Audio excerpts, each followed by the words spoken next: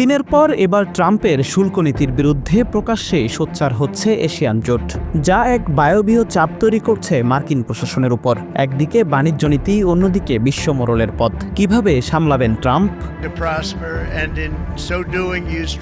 President Donald ট্রাম্পের পারস্পরিক শুল্ক নীতি এশিয়ার বাণিজ্য, অর্থনীতি এবং কূটনৈতিক সম্পর্কগুলোতে বিশাল অস্থিরতা সৃষ্টি করছে। এতে এশিয়ার দেশগুলো একত্রিত হয়ে বহুপাক্ষিক বাণিজ্য ও সাপ্লাই চেইন পুনর্গঠনে মনোনিবেশ করছে।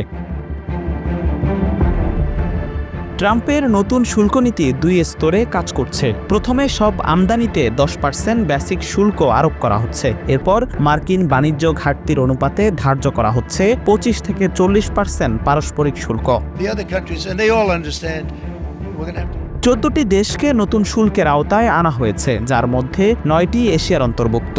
জাপান, দক্ষিণ কোরিয়ায় 25%, মালয়েশিয়ায় 25%, ইন্দোনেশিয়ায় 32%, থাইল্যান্ড ও কম্বোডিয়ায় 36%, লাওস ও মিয়ানমারে 40% এবং বাংলাদেশের পণ্য থেকে 35% শুল্ক আদায় হবে।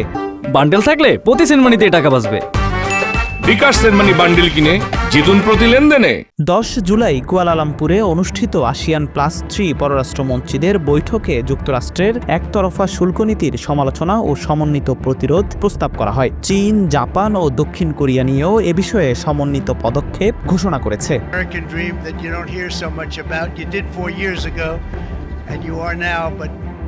ট্রাম্পের শুল্ক হুমকির ফলে চায়না এক কৌশল ত্বরান্বিত হয়েছে। ভিয়েতনাম ও ইন্দোনেশিয়ায় নতুন কারখানা বিনিয়োগ বাড়ছে, আর মালয়েশিয়া, থাইল্যান্ডে চিপ প্যাকেজিং কেন্দ্রীভূত হচ্ছে। আরসেপ জোট এবং এশিয়া চীন আপগ্রেড নিয়ে নতুন করে আলোচনার সিদ্ধান্ত নেওয়া হয়েছে। আর চীন, জাপান, দক্ষিণ কোরিয়ার অর্থনৈতিক সংলাপও 5 বছর পর পুনরায় শুরু হয়েছে। ওয়াল স্ট্রিটে শুল্ক ঘোষণার পর প্রথমে 0.8% পতন হলেও দ্রুত পুনরুদ্ধার হয়। তবে বাংলাদেশি পোশাক রপ্তানি ও মালয়েশিয়ার চিপ খাত সহ রপ্তানি নির্ভর খাতগুলো নতুন চ্যালেঞ্জের মুখে। মালয়েশিয়ার প্রধানমন্ত্রী আনোয়ার ইব্রাহিম আসিয়ানের প্রতি যৌথ বিবৃতিতে বৈশ্বিক বিভাজন রোধের আহ্বান জানিয়েছেন। মার্কিন পররাষ্ট্রমন্ত্রী মার্কো রুবিও এশিয়ার সাথে সম্পর্ক মজবুত করার জোর চেষ্টা চালাচ্ছেন।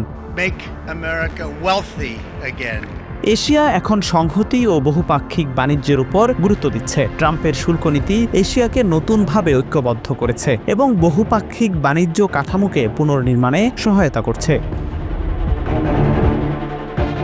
সংহতি, উদ্ভাবন ও বাণিজ্য বৈচিত্র্যই এই উত্তেজক পরিস্থিতিতে এশিয়ার নিরাপত্তা ও স্থিতিশীলতার চাবিকাঠি হয়ে উঠতে পারে বলে ধারণা করছেন বিশ্লেষকরা।